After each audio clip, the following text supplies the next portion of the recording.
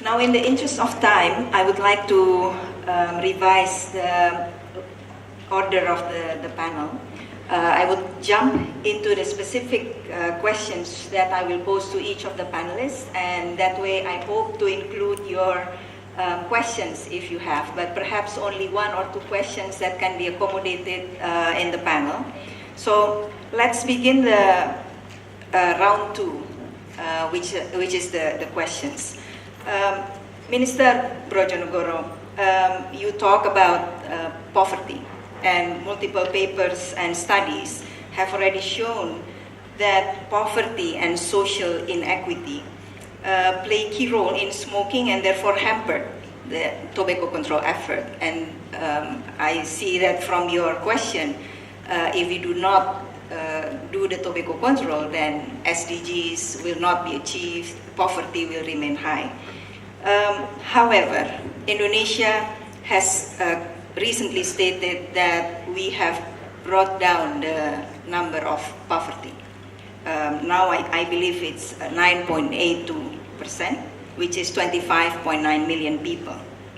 In light of that, with the success of the government in bringing down the number of people living in poverty, what other alignments or adjustments you see must be taken in the national planning to ensure that smoking prevalence decrease along with the decline of poverty?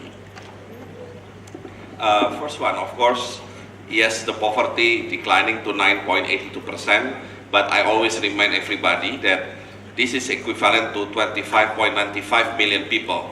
So it's not a small number that Indonesia needs to combat the poverty. Secondly, of course, when we dealing with the smoking issue, we need to tackle from both the supply side and demand side. I think Margianta has described well about the demand side, how to reduce the demand from the youth, because now the cigarette industry is trying to target the youth, while for the more adults, I think more majors, now there have been so many restrictions in public places and others. So demand side has to be well managed, and it has to come from the stakeholders. But the government can also intervene on the supply side. Of course, number one, through the excise tax, and certainly the revision of the law on the excise will be very critical, because somehow in the law they put a number 57%, and it always create the barrier. When I was the one who has to make decision about the rate of excise tax, then you cannot do it more than 57%, while in Thailand or maybe in other countries it's already 80%. So of course this is another one issue, and another, of course, dealing with the poverty. We can bring the poverty even lower, faster, if we can deal with the issue of high spender on the cigarette. I already mentioned about the data that 11% of the poor rural household spends on the cigarette. And of course, when we imagine if this 11% of cigarette, let's say replaced by education, by health, by buying eggs or buying chicken meat, then of course the family or the household will be healthier, they have better education. By doing that, it will be easier for them to get out of the poverty. And then don't forget, when we had still 25.95 million people living under poverty line, we still have more than 75 million of our people, what we categorize is vulnerable to the poverty. So it's easy for them to get back into the poverty because their income or their spending is just slightly above the poverty line. Dealing with this issue, I think how to educate the family about their spending pattern, I think is very critical. And this is what government is trying to do. Of course, the first stage, maybe we'll try to implement the so-called the ban of smoking for every household that being recipient of government conditional cash transfer. But that's just the only beginning, because we need to, again, create the awareness and public education that spending too much money with your limited income on cigarette, I think will make you hard to get rid of the poverty. Thank you, Minister. Now, Minister Muluk, I think health plays a central and strategic and key role in tobacco control. Not only because it can change the dynamics of tobacco control, but also due to the consequences of not enforcing, the health consequences of not enforcing tobacco control. We have the fact that around half of the over 10 million new cases of TB each year are attributable to undernourishment, HIV, infection, smoking, diabetes, alcohol, and alcohol use. The other side of this health burden is the economics burden in Indonesia, JKN, and the path toward, it will impede the path toward achieving the UHC.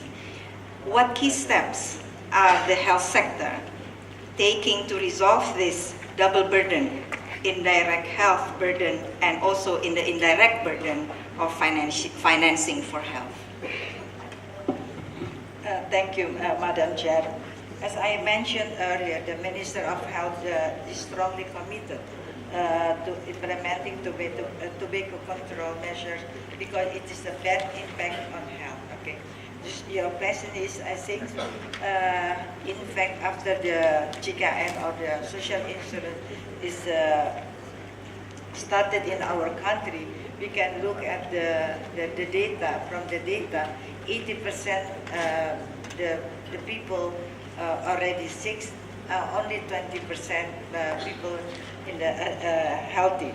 But and then it is the first, and then the second is, if we look the cost of from the JKN or the social insurance, the cost of catastrophic diseases are dominated by the NCD closely associated with the tobacco use. That this disease poses a real threat to the sustainable of the universal health coverage program. I think this is the fact, and then we must make it the strategy. I think it is now is not correctly, but we must move to the prevention and promotion, and then our ministerial now make it the family approach, because from the primary health care we must very active, not stay only in the primary health care, but go to the family. Maybe I can say this is like a family doctor. We can educate, we can find the people, and then we can educate, advocate the people for more healthy life. I think this is our program, and then I think this is where I hope even the NCD or the other diseases like tuberculosis, we can find it, and then we can cure the patient. Thank you, Minister Muluk. Dr. Parani, I have some big and loaded questions for you, which I believe if we go into the detail, then it will take too long to answer. But WHO is now embarking on its new general program of work, which talks about impact at country level. It talks about country transformation. How do you see the link between transforming the country, in this case Indonesia, or even perhaps replicable in the region in Asia Pacific, into translating it into a tangible output for the WHO's success, and also, of course, for the improvement of public's life? Thank you, Vidya. Of course, it's a loaded question. I can spend 2 days answering that. Actually, I have spent 2 hours answering that in a regional meeting to my regional director, defending our plans. But to keep it short, one, if you look at WHO under Dr. Tedros' leadership, there's a lot of changes. The GPW 13 is looking at impact and results.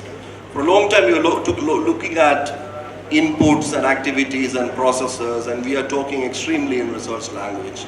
If you look at the message from a WHO DG and compare with the previous message from a WHO DG in any such conferences, you see the difference. There's a lot of more plain speaking and a lot more direct addressing the issues that is happening. Now, talking about tobacco control particularly, we already discussed that countries cannot achieve universal health coverage or SDGs in health without having significant tobacco control. and that's a given. We have all established that. Now what is happening is, under the GPW 13, countries are prioritizing targets that will be top priority for WHO and the governments in the country and partners to work to improve in that country. And I'm happy to report that Indonesia and many countries in Asia and the Pacific region has prioritized tobacco control as a top priority area of work jointly for WHO and the government and partners in the country. And of course, we will be monitoring because there's a clear target and that will get reported back to World Health Assembly every 2 years. And then at the end of the 5 years, there will be evaluation and midterm evaluation. So there will be a lot more rigorous process on monitoring and evaluation. I'm happy to say that because the challenge a lot of time is sometimes we are seen as this norm standards agency that preaches a lot but do not necessarily practice. But I'm proud to say we have not only started walking, probably start running a marathon on health these days with our new leadership. Thank you. Thank you, Dr. Parani. Now to Judith and Margianta. Judith first, but you know, you are talking about, Judith, you are talking about women's issues, gender, and Margianta, you are talking about the youth. As I observe the opening and as we proceed, I noticed that there is a significant similarity between now, the youth movement that is already starting to begin, and the 1995 Beijing Platform for Action. Judith, I understand that this might divert a bit from the question that I had originally planned to ask you. But how do you see this second wave of momentum in gender and women's issues will play a key role in tobacco control in the Asia and Pacific region, please? Different waves in every movement. I mean, in the feminist movement, there was the early wave of getting the vote. And then there was a wave in the 60s. There's another wave now. I think every social movement has different waves and different energies brought to it at different periods, and then it tends to sort of recede. I think that from the point of women, I think a lot has happened. I mean, most of the panels now, most of the speakers, women are in fact much better represented and on committees and decision-making boards, and I think that's a really important step. But I think we also have to recognise how women are such a target, as are youth, of the tobacco industry. They are recruiting women, they're after women. If the tobacco industry could persuade Asian women to start smoking, it wouldn't matter if everybody in North America quit tomorrow. We're just talking about such massive numbers. And it would be their dream come true if they could persuade Asian women to start smoking. So I think at every movement there are new challenges that emerge. We have the new challenges with e-cigarettes and the heat not burn in the movement in general. We have new challenges with women all the time. So I think, I'm in a job for life, and when I lecture to young MPH students who are just at the start of their careers, I see the same. This epidemic is not going to disappear. We will have more smokers in 2040 than we do today because of population expansion in the world from 7 billion to 9 billion. Even if we bring the prevalence down, there will be more smokers. So we needn't worry too much about the tobacco industry. So this is an epidemic that is still expanding and we still have got to address. So I think, new challenges are going to emerge all the time. Thank you. Thank you so much. And Margianta, the reason I compare this new era of youth movement with the Beijing Platform for Action is in September, in 2 weeks' time, the UN Secretary General will launch the UN Youth Strategy. How do you see this as a new momentum? And then how can you bring it down to your work and your organization in Indonesia? How are you going to capitalize that strategy? Thank you very much, Sis Dia. It was a very good question. So apparently our movement also is a part of a national coalition of youth for SDGs, Mr. Bambang. So we are also trying to align our movement with the global agenda. And as we know, since SDGs came up in 2015, there are more roles that are being paved away for civil society, especially for youth. And we do realize that we should contribute it and support our government in achieving that. And I think that in this transition era, we want to But in the digital disruption, Internet of Things, and our challenges are shifting. Also, we have e-cigarettes, as mentioned by Mrs. Judith before. We have to be very adaptable to change, and we need to get any opportunity that we can. Also, to tap on those momentum of the UN, SDGs, and also our RPJMN, etc. And we already have the president supporting the SDGs, and we already have the president also making, conducting the limited meeting on FCTC in 2016. And this is actually, we are progressing, we are moving towards the right direction. And now it depends on the youth whether we want to tap on these momentums or not, because momentums are not found, momentums are created. And it's the youth who are going to create it. We are actually the leaders of now and tomorrow. So, and we know how this digital transition works, etc. So we might work together. We tap onto the experienced experts of tobacco control as well. But we also try to offer. We do not offer experience as youth, but what we offer is the future creativity that we want to show, and we want to learn better. Thank you, Margianta. Now I will refer to my committee colleagues whether you have received any questions from the audience.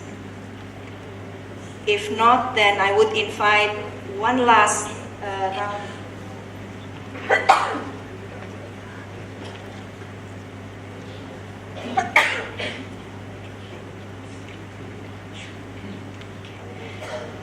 We have one for the Minister of National Planning. Mr. Brojonegoro, the question is, referencing to tobacco farmer and crop diversification, do we have any specific plans to diversify or provide alternate livelihoods? Regarding labor-intensive kretek industry, will there be any plans to provide alternate options? This question comes from the American Cancer Society. Yeah, I think it's very important question to answer the concern about the tobacco industry. I think regarding tobacco farmers, first of all, this is actually the thing that we propose that to be included in our next 5 years plan. So we are not dealing just with the excise tax, but we trying to see the problem from the holistic perspective. And number one, with the tobacco farmers, what we are proposing that we give the opportunities and alternatives for farmers. And in fact, in Java especially, I think some of them already convert their, or at least if they are not, they haven't fully converted yet, at least they already, let's say, have coffee and any other type of plantation as an alternative for tobacco. So maybe they still grow tobacco, let's say, several months in a year, but in other time, they will try to diversify with other type of the products and commodities.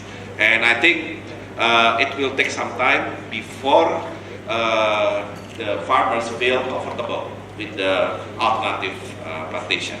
But again, it will be, hopefully will be fully implemented in the next 5 years plan. Regarding labor-intensive industry, if you look at the structure of the cigarette industry today, actually it's dominated by the machine rather than by the labor-intensive type. So it means the issue actually has been diminishing quite naturally because of the shifting to the machine. Now the needs of the more labor-intensive is diminishing. However, they are still there. Usually they are in the home industry. So the alternative is, of course, we need to pursue not just for the formal employment, but more importantly, maybe small and medium enterprise. So we have to direct them to do any type of small, medium enterprise other than the home industry of the cigarette. And then number two, of course, we need to provide the financing.